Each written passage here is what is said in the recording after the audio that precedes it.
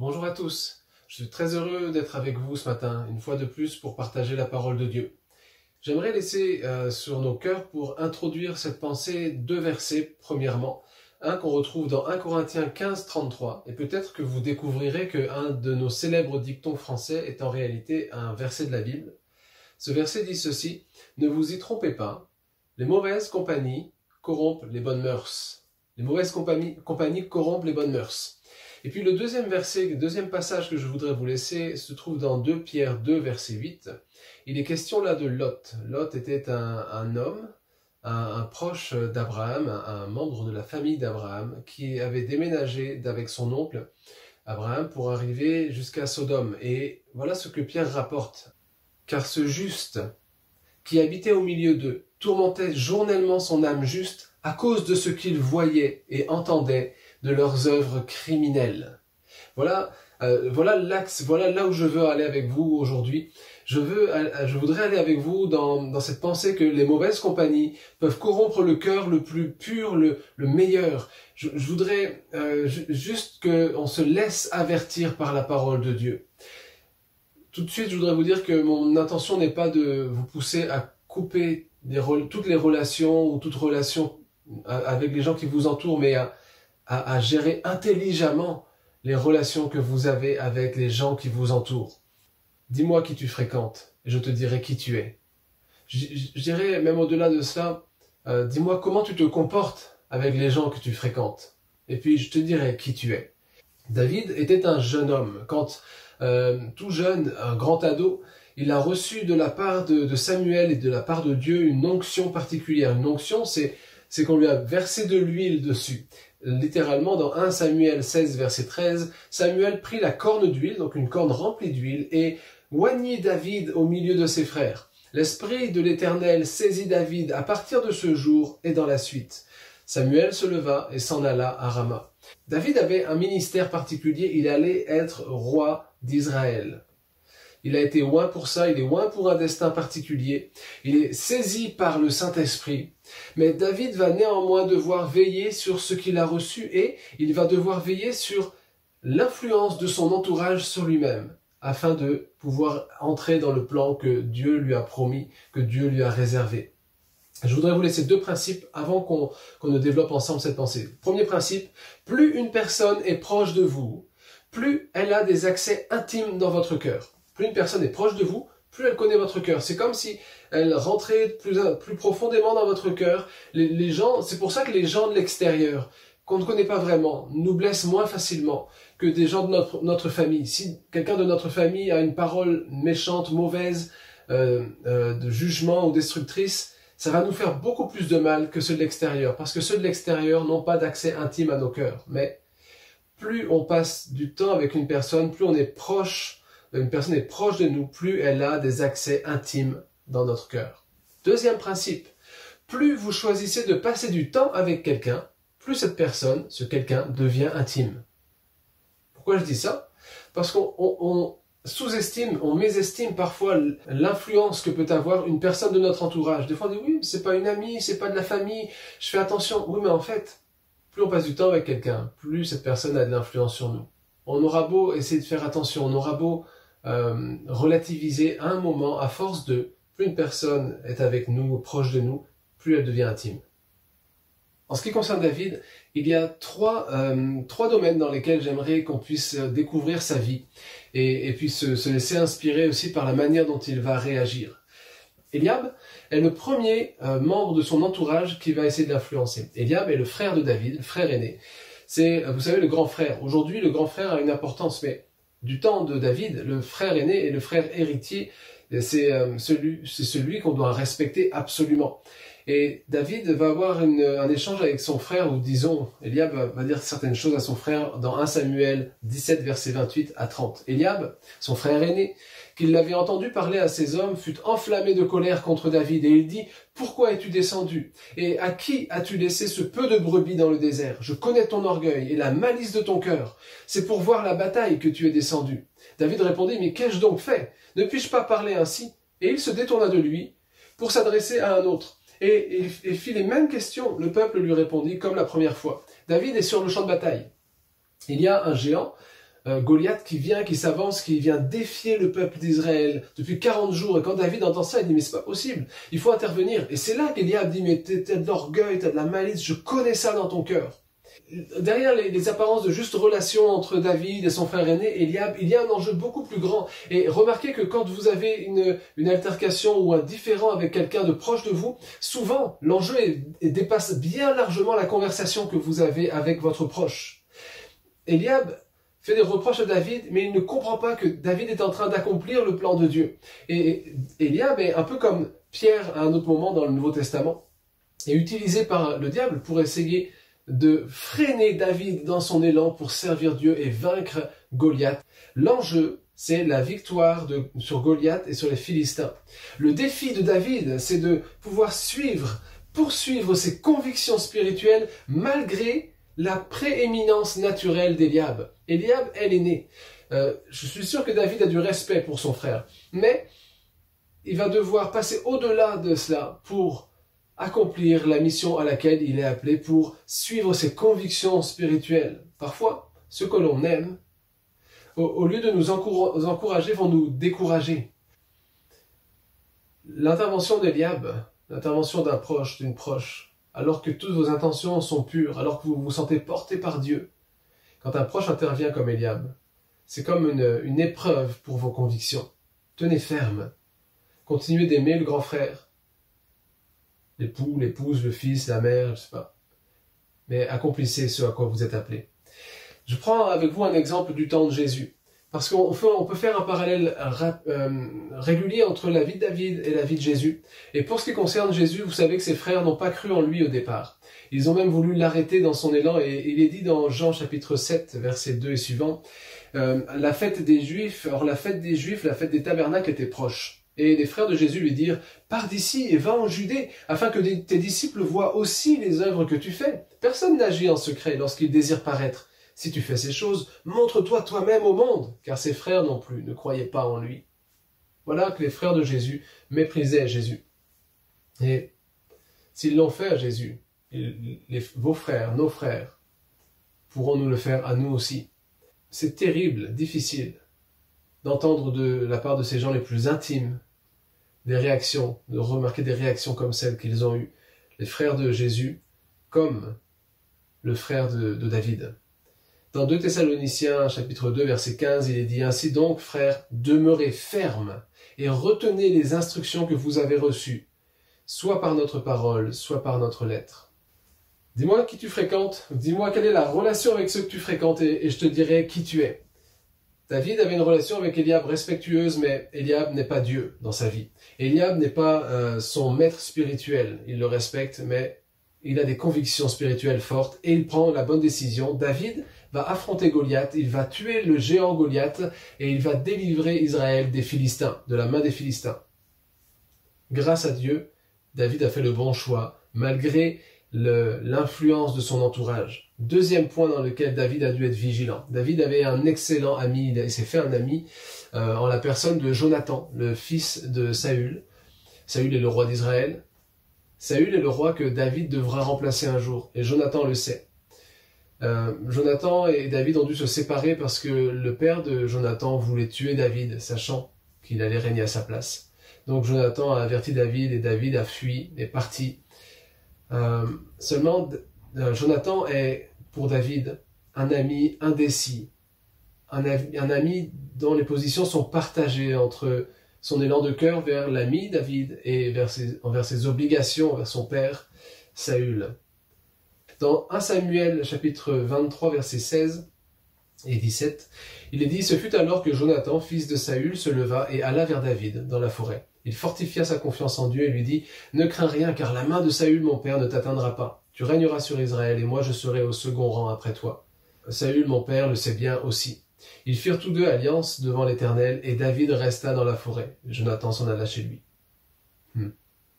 L'enjeu ici, pour David, c'est de continuer à marcher dans les voies de Dieu. David a reçu une onction, il est ami avec le fils du roi.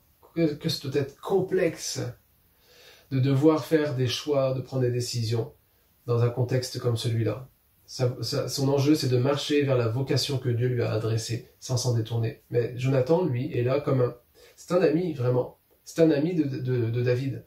Il fallait qu'il choisisse entre David et Saül, et Jonathan a choisi Saül. Il aurait pu entraîner David. D'ailleurs, à certains moments, il a essayé de faire en sorte que David reste quand même dans le palais du roi, etc., n'ayant pas le même discernement que David. David aurait pu, par cette amitié, être entraîné loin de sa vocation, être tué par le père de Jonathan. Mais, grâce à Dieu, il a su discerner les influences de ceux qu'il fréquentait. Pas forcément des influences volontairement néfastes, mais il y a des relations qui sont tellement intimes qu'il devient difficile de les rendre conciliables avec notre conviction spirituelle, nos directions spirituelles. Le défi pour David, c'est d'entretenir une amitié saine avec Jonathan sans compromettre sa vocation spirituelle. Ça, c'est un défi pour nous. On peut avoir, avec des chrétiens, vous savez, il y a des chrétiens avec qui nous pouvons être amis, qui sont de bonnes personnes, vraiment avec qui on peut partager ce que l'on a reçu. Moi, je me souviens que plus jeune, j'ai partagé mon appel avec, disons, j'ai partagé le fait que j'étais appelé avec des amis les plus proches, quelques-uns. Et je me rappelle que j'avais un de mes amis, avec qui je m'entends toujours bien, qui lorsque je lui ai partagé cette nouvelle-là, a semblé, je ne sais pas si ça doit être indifférent, mais n'a pas partagé ce feu qu'il y avait dans mon cœur. Et je me rappelle que ça m'a interpellé. Je pensais partager avec lui quelque chose qui était comme essentiel pour ma vie et qu'on allait se réjouir ensemble, et ça l'a pas impacté particulièrement. Puis un jour, je l'ai partagé aussi avec un autre ami, et qui lui a partagé ce feu, et avec qui on a échangé, avec qui on a marché des mois et des années en échangeant, en s'encourageant, etc. Parce qu'il y a des amis qui seront des sources d'encouragement pour nous, puis d'autres qui ne pourront pas nous encourager dans notre ministère, dans notre service, dans notre vocation, dans notre appel. Et Jonathan est une bonne amitié, mais il ne partage pas le feu de l'appel de David. Il le connaît, il le comprend, mais il ne le partage pas, au point qu'il reste avec Saül, son père. Du temps de Jésus, Jésus, lui aussi, avait un membre de son entourage qui était un petit peu comme Jonathan. C'était Jean-Baptiste. Jean-Baptiste était un membre de sa famille, en plus. Et Jean-Baptiste partageait le même feu, pas le même appel, mais un appel de la part de Dieu aussi. Et à un moment, quand c'est devenu difficile, Jean-Baptiste s'est posé une question. D'ailleurs, il a même posé la question à Jésus, et moi, j'en aurais été vraiment troublé. Mais Jésus a su répondre. Jean-Baptiste était vraiment un proche de Jésus. Et voilà ce qu'il va dire à Jésus. « Es-tu celui qui doit venir, ou devons-nous en attendre un autre ?» Jean-Baptiste savait, il avait reçu de la part de Dieu que c'était lui l'agneau de Dieu qui ôte le péché du monde. Mais quand il est arrivé dans des difficultés, il était plus sûr de grand-chose. Donc il demande à Jésus, son cousin, mais aussi son ami, il dit « Mais es-tu celui qui doit venir, ou devons-nous en attendre un autre ?» C'est dur quand on est ami avec quelqu'un et qu'on a commencé à partager des choses, qu'on a commencé à mettre en œuvre le service, le ministère, la foi qui est dans nos cœurs. Et que tout à coup, ce proche finit par dire « Mais est-ce que vraiment tu es appelé ?» Je suis pas sûr, je suis pas convaincu. C'est quelque chose qui peut être douloureux à vivre. Mais Jésus a répondu, a fait répondre à Jean-Baptiste, « Écoute, regarde, vois les aveugles qui sont guéris, les boiteux qui marchent, la bonne nouvelle est annoncée, Dieu est glorifié, tout va bien. » Le troisième cadre dans lequel David va pouvoir être tenté, eh bien, c'est ses collègues directs. On a vu son frère, on a vu son meilleur ami, et maintenant on va voir des collègues. Lorsque David a dû fuir Saül, il s'est entouré, des gens sont venus l'entourer, le soutenir, l'accompagner, ils sont venus dans sa galère avec lui.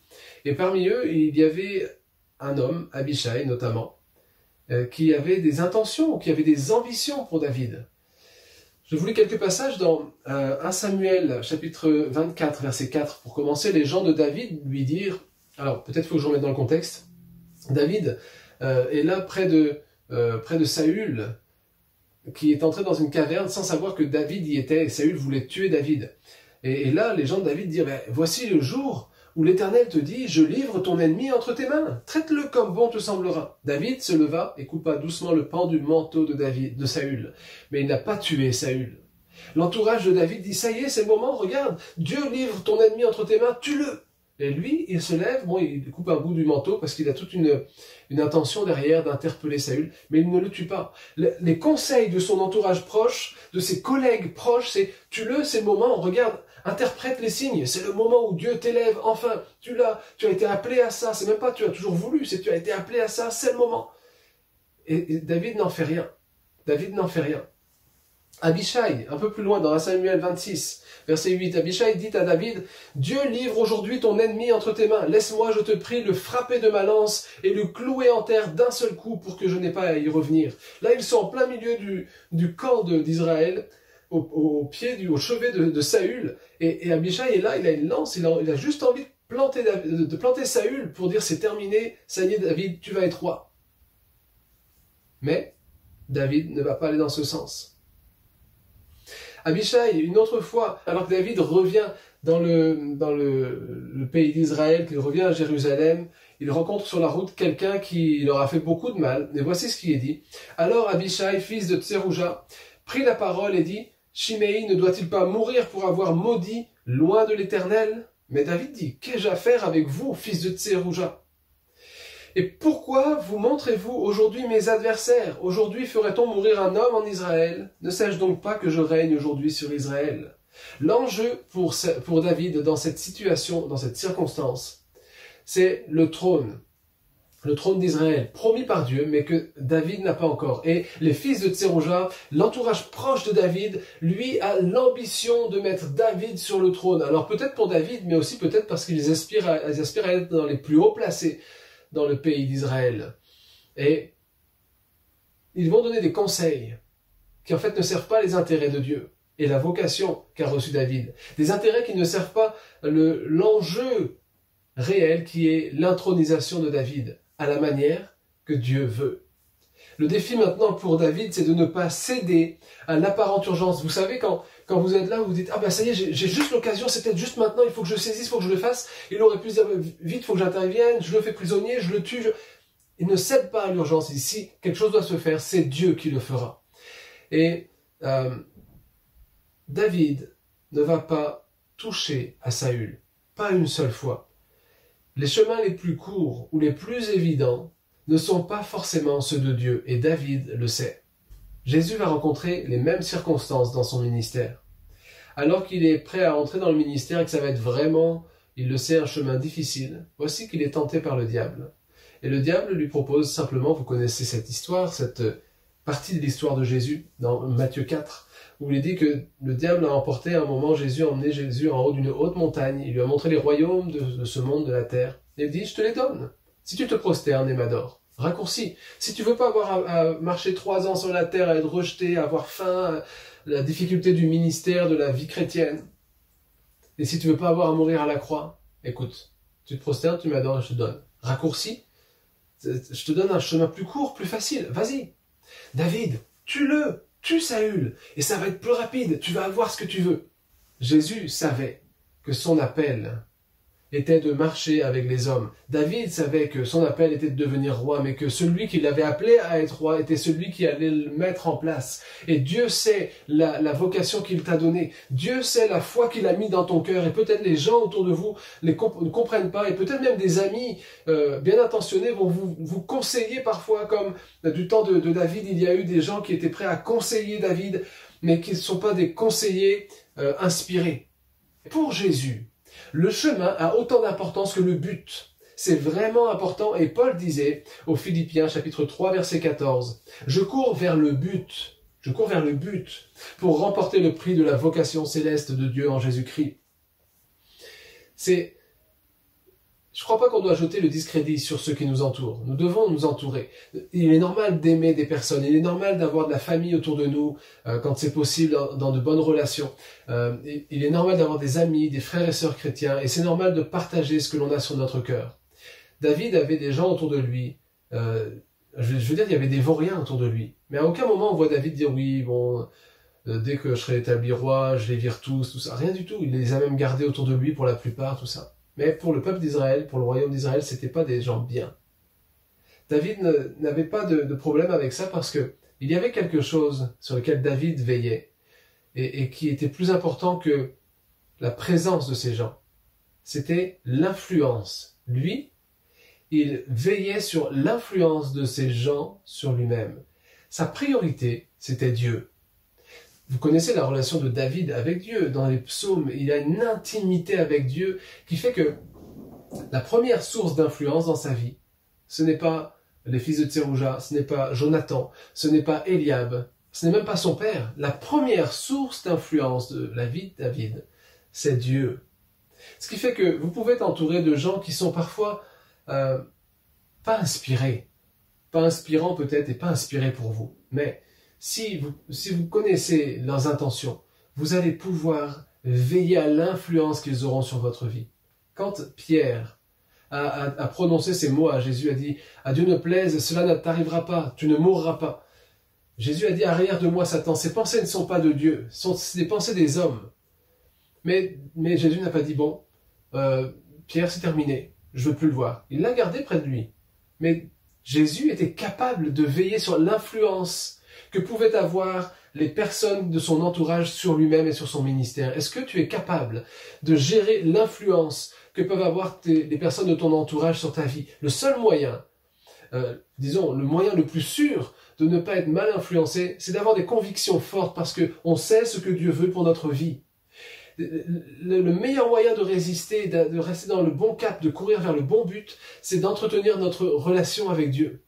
La première source d'influence sur ma vie doit être Dieu. Je veux plaire à Dieu. Tu veux plaire à qui? À toi-même? À tes ambitions?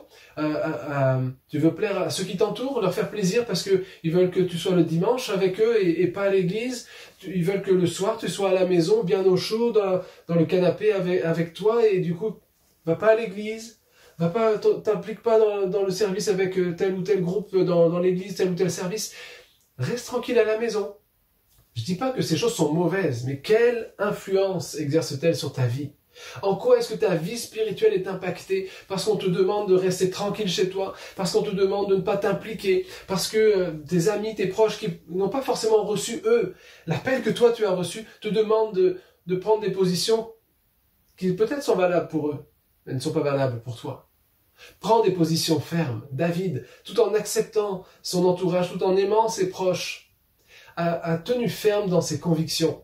Je voudrais vous rappeler ce proverbe au chapitre 4, verset 23, où il nous est dit « Garde ton cœur plus que toute autre chose, car de lui viennent les sources de la vie. » Garde ton cœur, garde tes convictions, garde ce que tu as reçu de Dieu. Ne laisse pas ton entourage, même bien intentionné, ou peut-être mal intentionné parfois, gâcher ce que tu as reçu. Ne juge pas autour de toi ceux qui essayent de t'influencer, mais fais le tri, filtre. Dieu veut être le premier dans ta vie. Je ne veux pas mentir, Dieu veut être le premier dans ta vie. Il veut que tu lui donnes la première place, parce que la première place lui revient, et c'est le meilleur moyen, c'est le seul moyen pour que tu sois heureux dans ta vie.